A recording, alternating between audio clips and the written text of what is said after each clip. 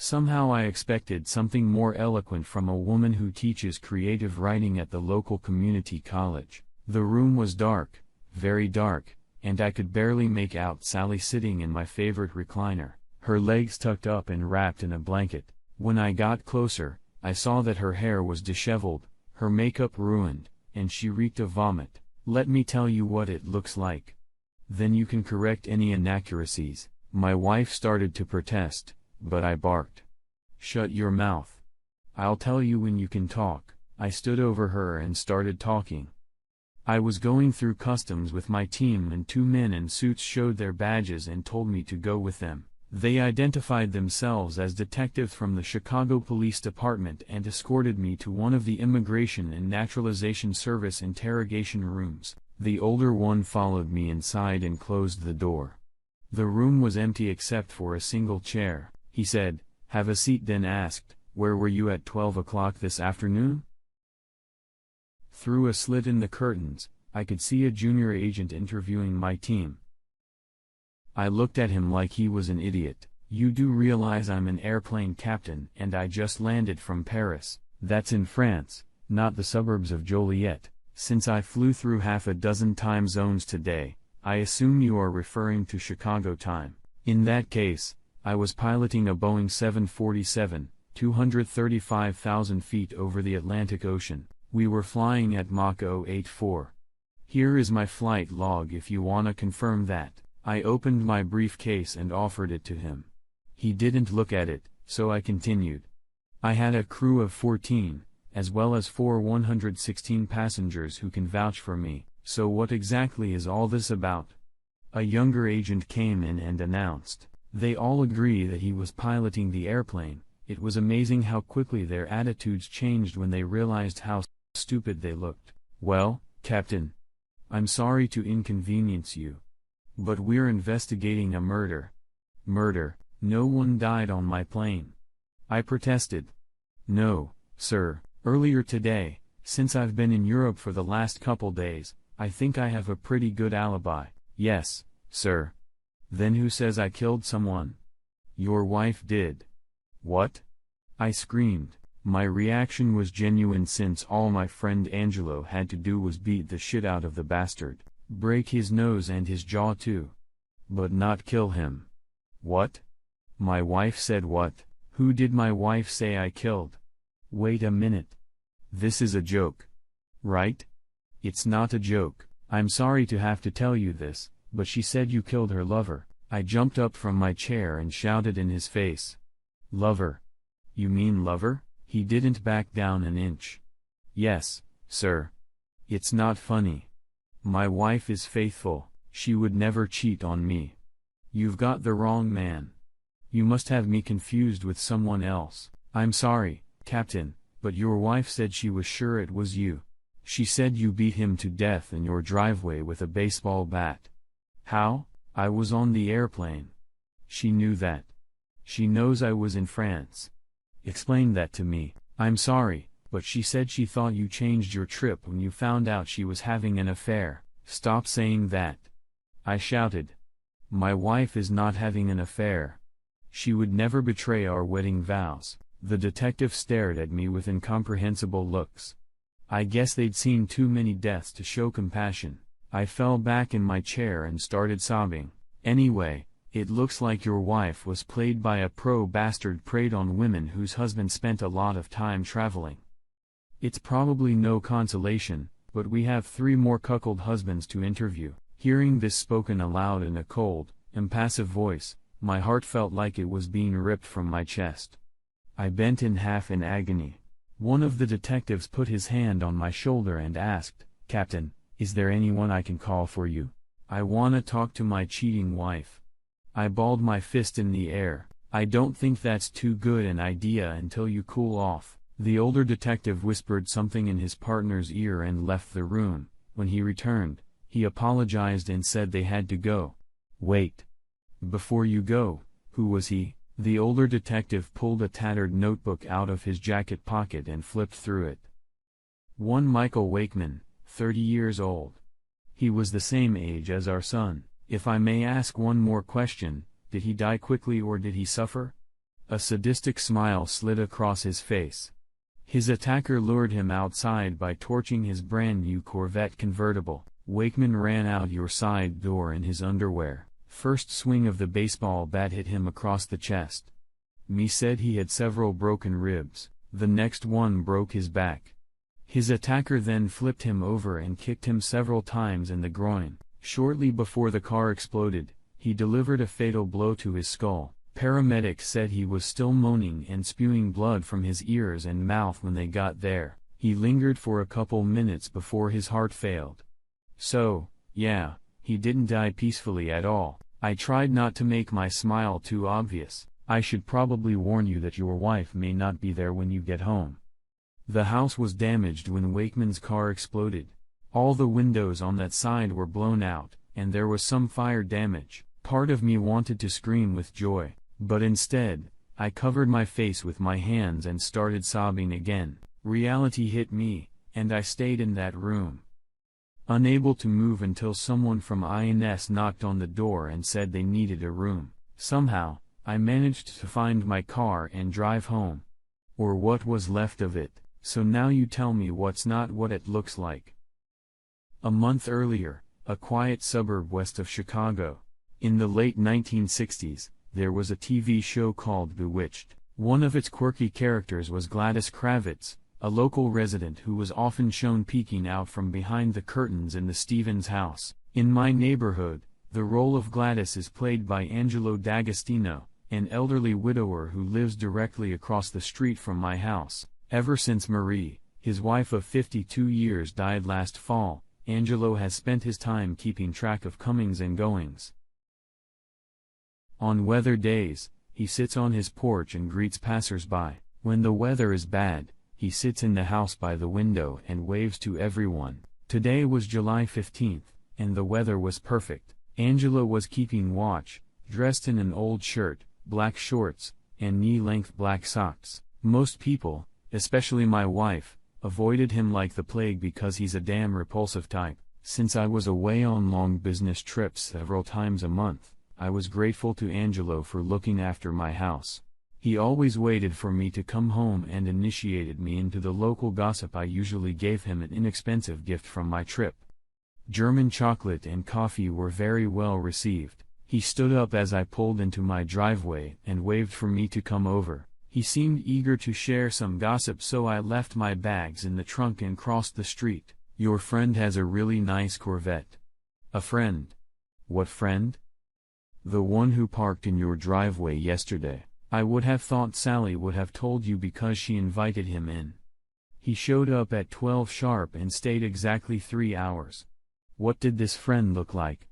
Handsome. Typical playboy with the fancy mirrored sunglasses, well-dressed, khaki pants, and a polo shirt. I tried to think of who it could be. My guess was that one of the other pilots wanted to make me jealous, but who and why did he have to stay so long, and why hadn't Sally mentioned anything about it when we were talking? I guess that the driver wanted to surprise me with his fiberglass toy and asked her not to say anything. I was in our bedroom unpacking my bags when Sally came home from the store. She ran up the stairs and hugged me, almost knocking me down. "How's my lover boy?"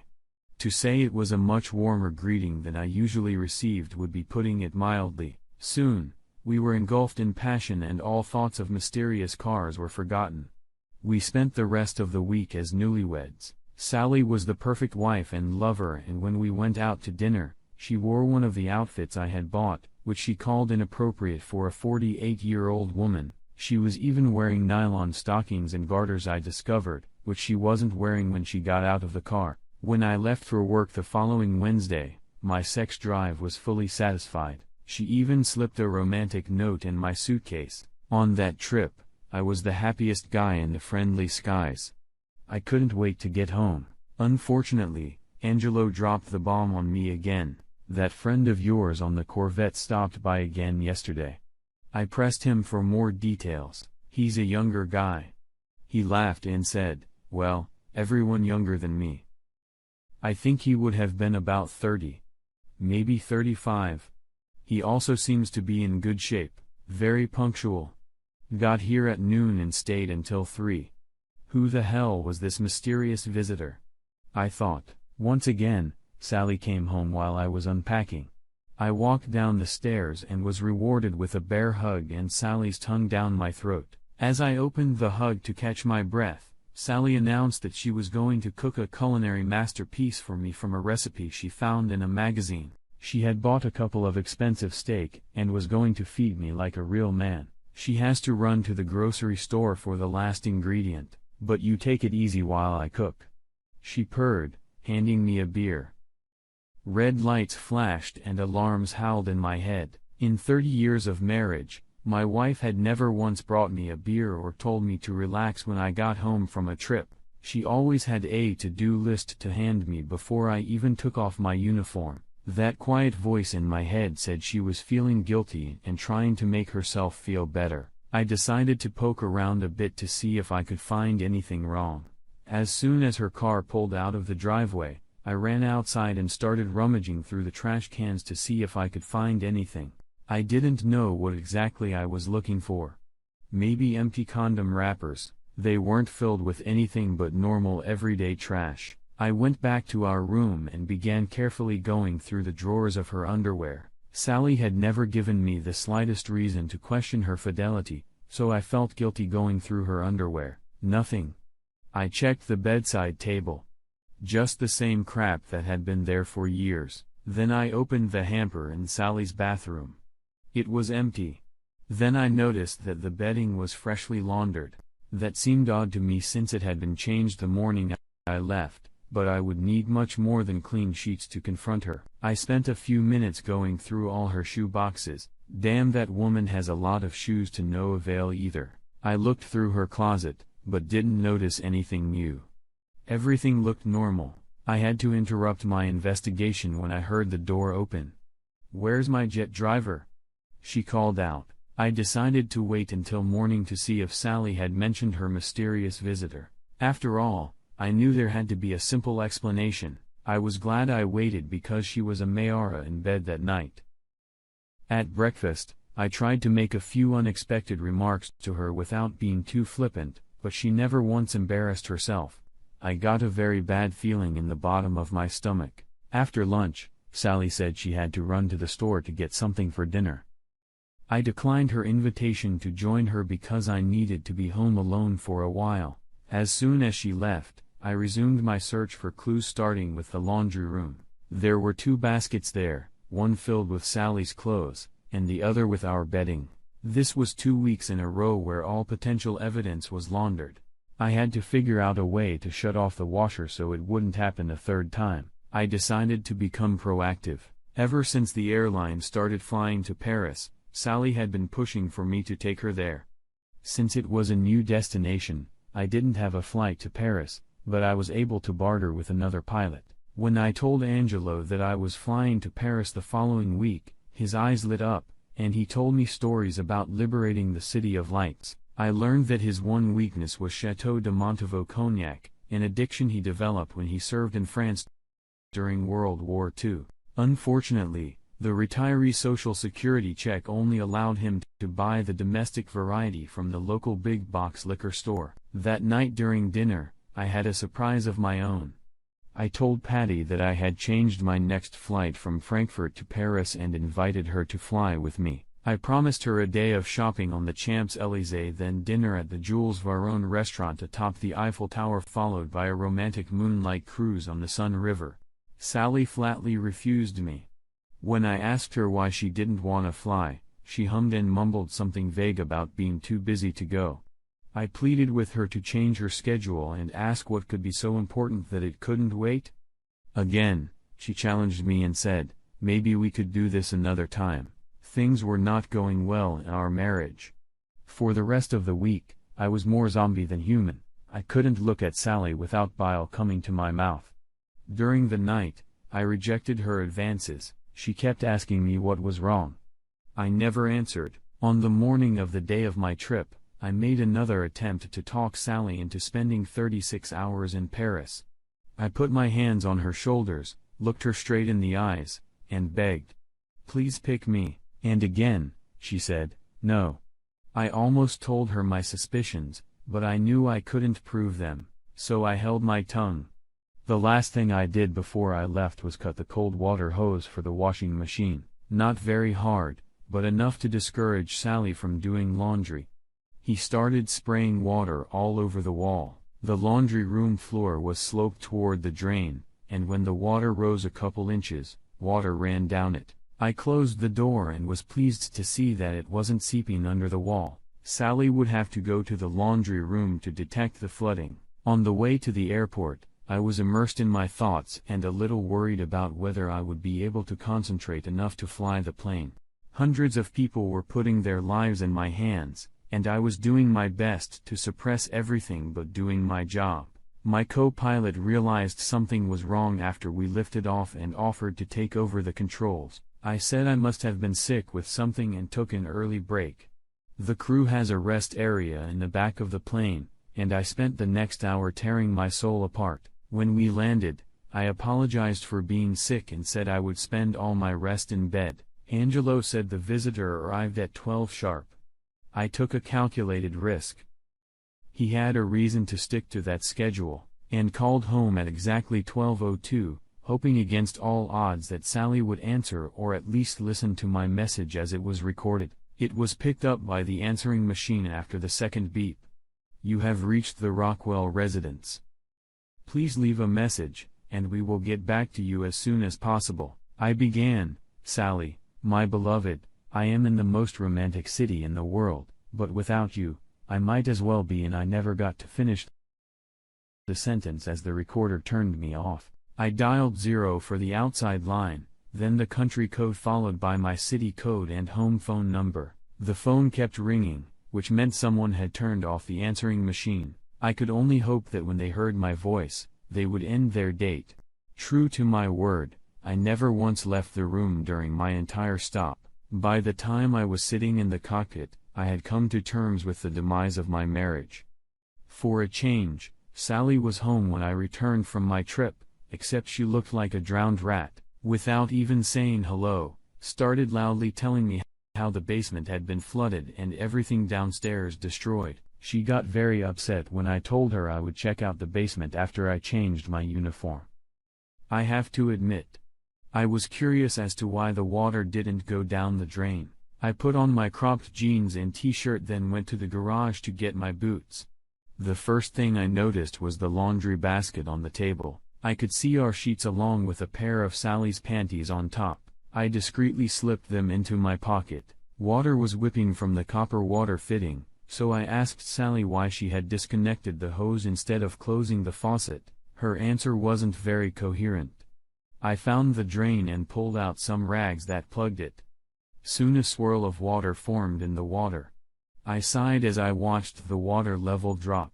I told Sally to go upstairs and make some coffee. I used the time to examine the gusset on the panties I had pulled out. It was covered and caked on sex marks. I damn near put a hole in the wall, but kept my cool long enough to inspect the sheets. There was a big stain right in the middle. I moved the basket to where it wasn't easily visible and started running through the inevitable confrontation in my mind as I went through the wet stuff. I pulled out a large plastic garbage bag and began stuffing things into it. 10 minutes later, I was pulling the bags of junk to the curb when Angelo beckoned me over. "Let's go inside. We need to talk."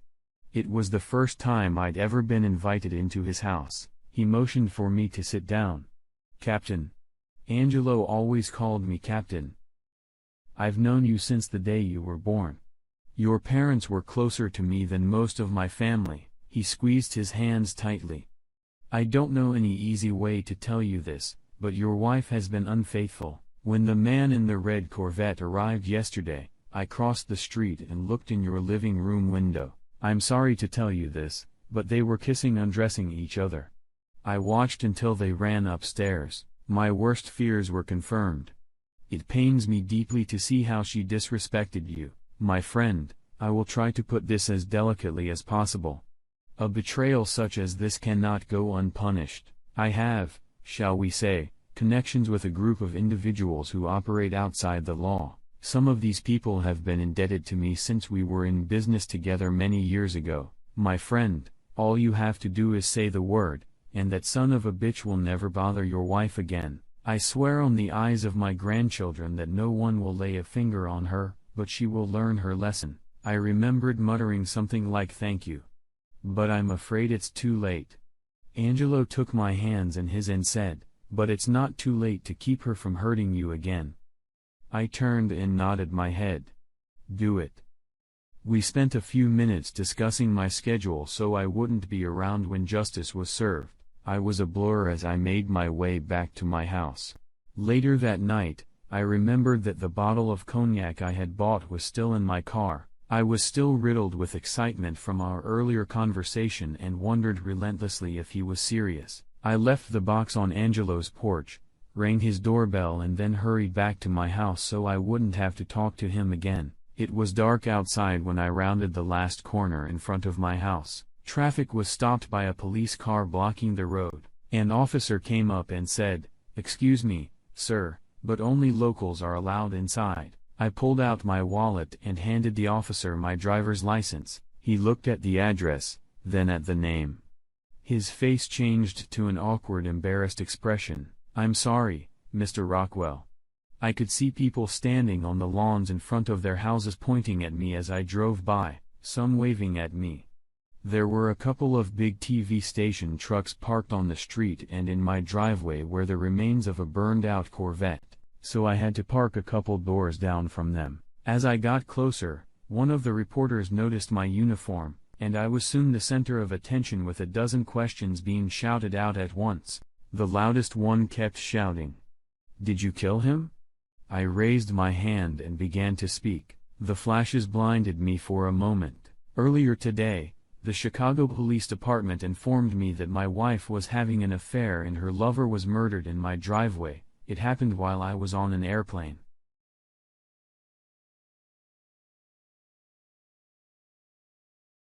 Society of this piece of human garbage. I rehearsed that line all the way home and hoped I'd get a chance to use it.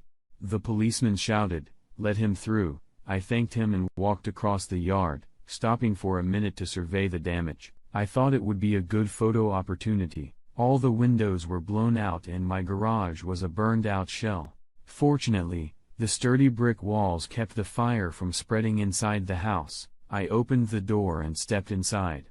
"So now you tell me what's not what it looks like."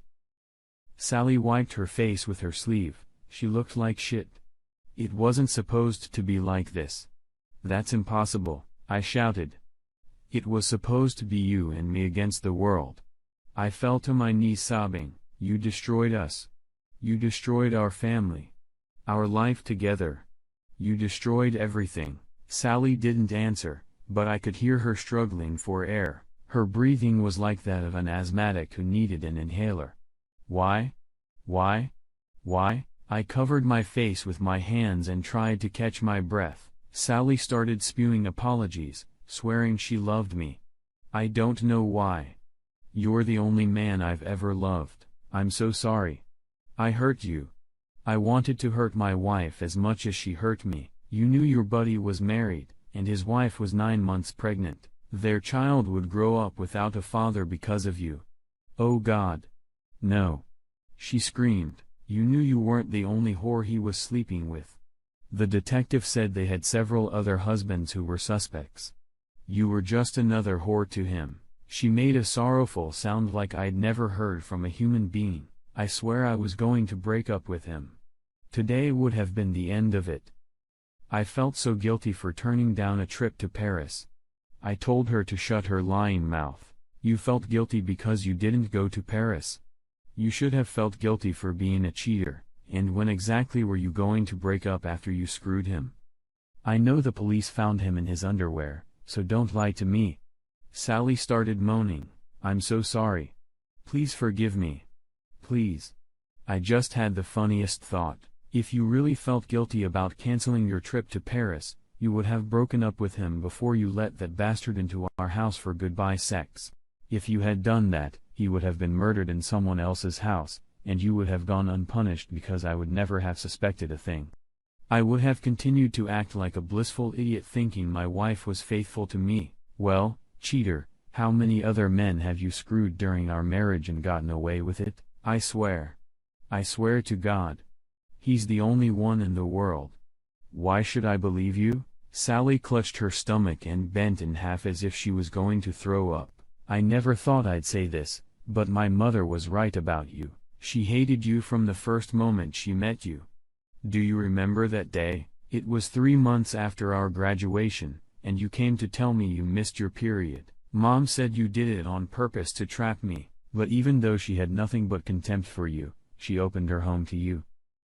I can't tell you how many times she slipped me a few dollars because she knew I didn't have penny in my account. She always made me promise not to tell you she paid for baby food, and when I became a pilot flying night flights, who looked after our son so you could go to college, I always wanted to prove my mom wrong. I was sick of her treating you like an outcast, fawning over my brother's wives. But I always stood up for you because we were a team. We were one. When you became a professor, I glowed with pride at what you had accomplished. That was the first time I saw her proud of what you were doing. Now I thank God she didn't live to see you destroy us. Sally screamed. Oh God. Why? You know, my father died when I was barely 12. One night when I was about 15, I asked my mom why she still wore her wedding rings. Before she could answer, I said what only a stupid teenager would say, Mom, you don't look that old. You should go out on a date. She smiled, wrapped her arms around my hands with her own and said, I can't do that because I'm married. We swore in front of God and all our friends and family to leave everyone else behind, but Daddy is dead. Nothing has changed. Your dad lives in my heart just as much as he did when he lived in our house, and someday we'll be together again. I told her I didn't understand. She just smiled and said she would pray that someday of their love and how their devotion went beyond the grave. I never told you this, but on my first flight, a flight attendant invited me to have a drink with her during our layover. She was stunningly gorgeous, and I was tempted, but only for a moment. I thought of my mom, showed her my engagement ring and said, I can't do this because I'm married. I can't begin to tell you how many times I've turned down offers like that. Pretty quickly, the rumor spread that I was crazy. I wore that insult like a badge of honor. I let out a long sigh. I'd never seen a more perfect love than my parents had. I used to think we were getting there. And now you've destroyed us. All I have left for you is hate. Sally managed to stop crying long enough to speak. Please, I'll do anything to make it up to you. Anything? Okay. Just travel back in time. Back to when this playboy started his seduction. I want you to change history. I want you to tell him to fuck off because you're happily married. I want you to tell him that your husband has the most glamorous job in the world and treats you like a queen. I want you to tell him to go home to his pregnant wife. I want you to tell him that if he ever talks to you again, your husband will kick his ass. Can you do that? Sally, sobbing, fell to her knees. She shook her head negatively. I don't think you can do that. Please forgive me. Please. I'm leaving. I don't know where I'm going, but I have to get away from you. Sally lunged at me and grabbed my ankle. No. Please, please. She pleaded, let me go, or I'll break your fucking arm. She loosened her grip and I turned and headed for the door. When the door opened, she screamed, he better have killed me too. Sally must have read my mind.